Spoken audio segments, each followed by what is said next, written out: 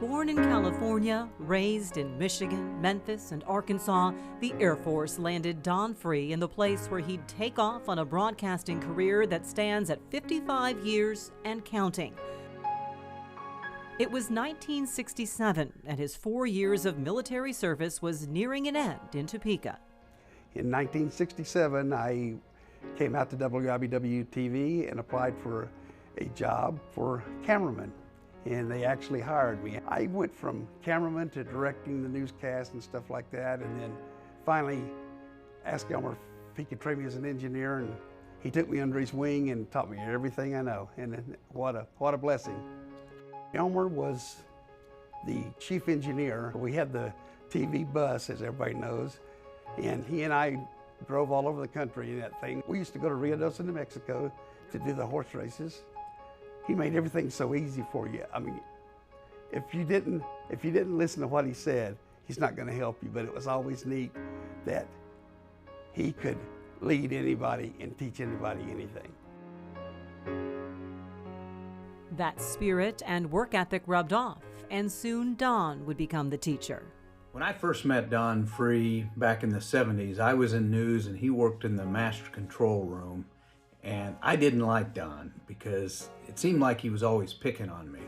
Well, what I learned over the years was Don was a perfectionist, and he didn't like people slacking off or doing things the wrong way. And I think that's what made him so successful through all these years working with the Royals and everything that he's ever touched. At the time, WIBW TV and radio were owned by Stauffer Communications, which also ran the Royals radio network.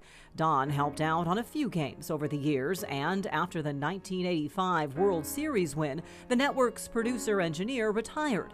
Don made a decision that would prove to be a home run. He applied for and was hired as producer-engineer of the Royals radio network full-time. I was the producer-engineer. I took care of setting everything up, running the mics, actually running the commercials and stuff. We did something that nobody else had ever done before. We ran the commercials, and we did automation tones for all the affiliates. And I ran the game off of 2 laptops in the booth, whether I was home or away.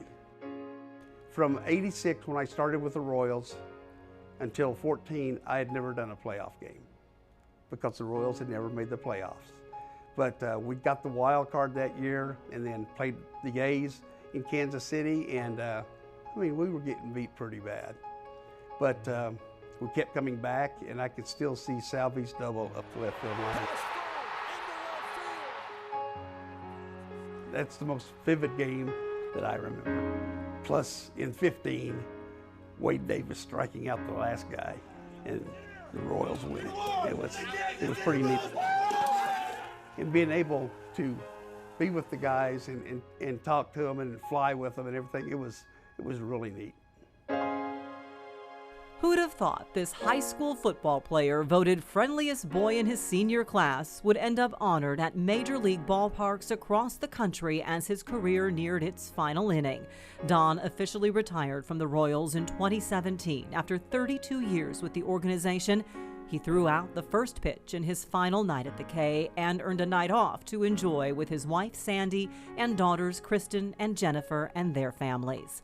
Content as the man behind the scenes, he shares the credit with the folks behind the mics. The announcers like Denny and Ryan, I mean, they're so good, and they keep you interested in the game, and they keep it going.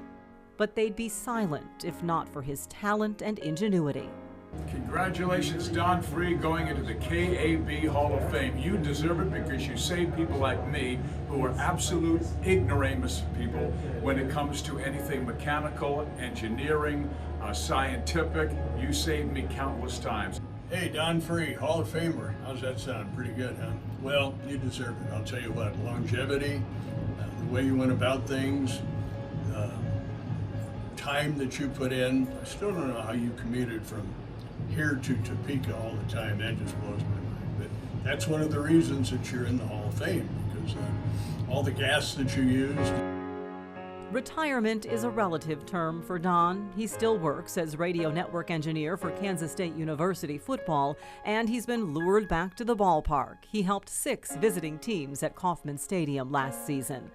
Talent, teaching and making things work, 55 years and counting. Don Free has earned his place in the Kansas Association of Broadcasters Hall of Fame. Don, congratulations to you. You are going into the KAB Hall of Fame. Way to go. And I'm very proud of you, and it's well deserved. And